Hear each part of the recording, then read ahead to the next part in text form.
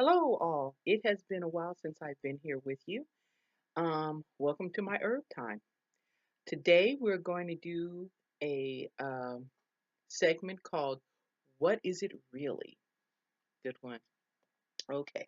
Now, a lot of you go to shows and Pagan Pride, and there's a lot of booths there that sell herbs, and they sell resins, and they sell incense, and they have nifty little titles like Three Kings Incense or Resin rather, Three Kings Resin, or they have Adam and Eve herb, you know, Adam and Eve root rather.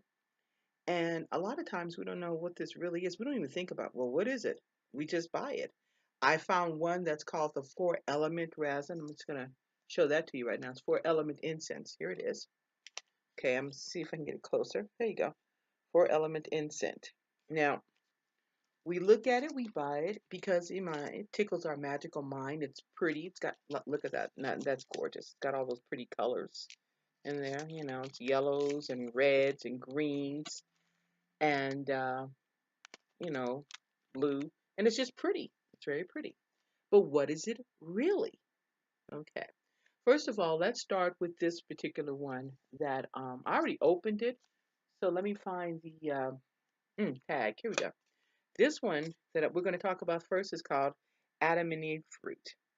Now, some of you may have heard of Adam and Eve root. Adam and Eve root is used usually in love spells.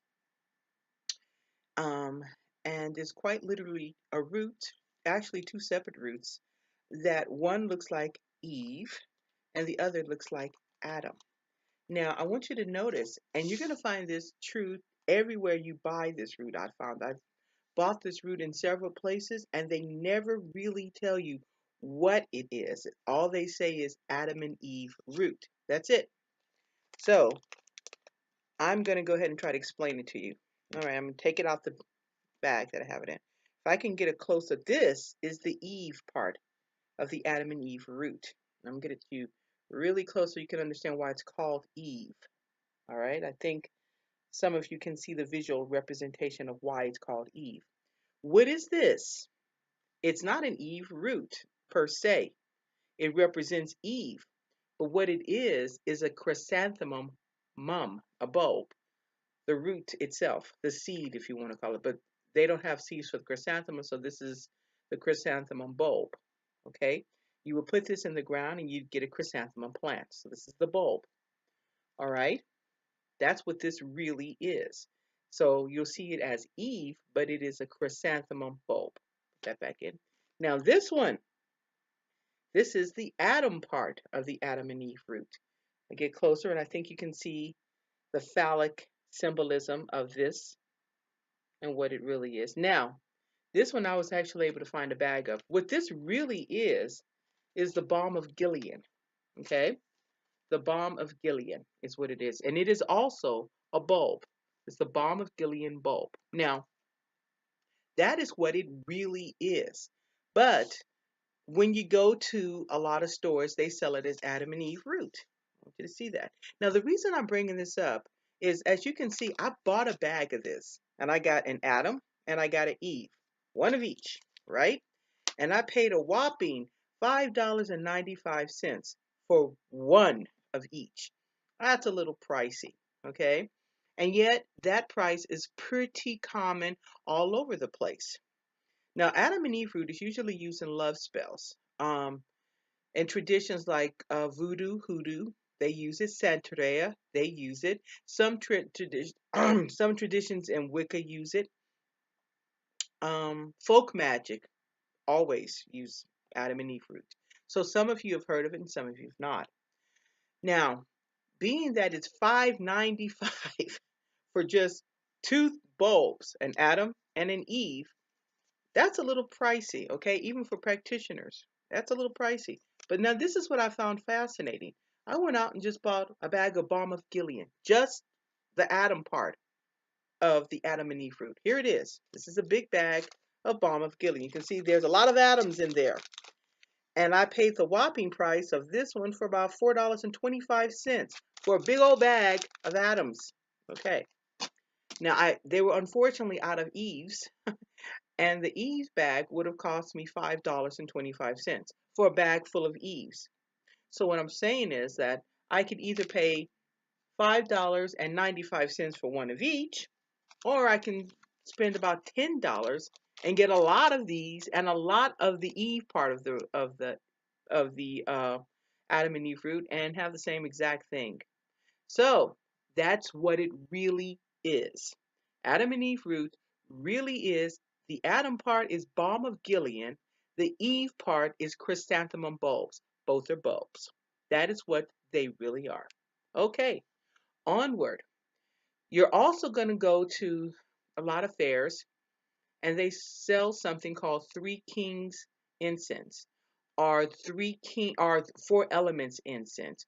Or what was another one I saw? I saw New Year's incense. Okay. All of these beautiful incense and they're all rocks or they're resin. That's what it really is. And what there really is, we've talked about this before, especially the Three Kings. I have always used to ask, why do they call it Three Kings? Why is it called Three Kings? Well, reason why it's called Three Kings incense is because if you remember your folklore or the biblical story of the birth of Christ, uh, when the three wise men went to give gifts to the baby Jesus, one brought frankincense, the other brought myrrh, frankincense and myrrh. Well, Three Kings incense is made up of the sap or the copal type, the hard sap of the tree of frankincense and myrrh. So, Three Kings is really just frankincense and myrrh that has been dyed in food coloring. Food coloring. You can do it yourself, actually. If you take some food coloring and you can use it like an Easter egg dye and put in a plain color frankincense or just the kind you buy, and the myrrh, just the kind you buy, and soak it in your favorite color, boom, you got colored incense because that's all this really is. Now, this one is the elementals. Okay, I love the sound of it. So I bought it just to show you guys. I don't know if you can see the colors. You see how pretty those colors are? Well, that is frankincense and myrrh. Okay, this frankincense and myrrh that has been dyed in food coloring. Okay, so that's how it's got that color. Now, this is basically elemental incense. Now, I just want you to know that title is just something that the manufacturers gave it. They took some incense, some frankincense and myrrh, and they dyed it in the four elemental colors, and they packaged it all together, and it's the elemental incense. You can do it yourself. All you need to do is get some frankincense and myrrh. It's not that expensive. In comparison to buying this stuff, it's not that expensive because by buying this one cost me, well, I don't know, it's not that expensive, $3.50. But I could buy my own food coloring and I can just buy some frankincense and myrrh that I might already have at home and dye it myself and have it. So it's all done for me. Okay, and I'm going to give you guys a quick recipe. If you want to, they have a New Year's blend of that, and you can just get some frankincense and myrrh, dye it yourself in the colors. I would personally choose for the New Year's all four elemental colors and add some lavender in it. It's very festive and smells great. Okay, so those are what they really are. Okay, and I just want to make a point of letting you know I'm fighting a cold. This is some Goodwill tea. I made it myself out of herbs. And I just want you to know that it's important to understand where things are and what they come from. Um, because the magical spins are the ones that we give it. But if you're going to be buying something like Three Kings incense or Four Elements incense or Adam and Eve fruit, it's best to know what they really are. You know, that way you can make an informed choice of what you're buying, and you might even save some money. In other cases, you're just aware of what it is so that you are more magically inclined to understand how to use it better. And on that note, I'm going to end this video. I hope you guys all have a wonderful Yule, which is probably like, well, yesterday.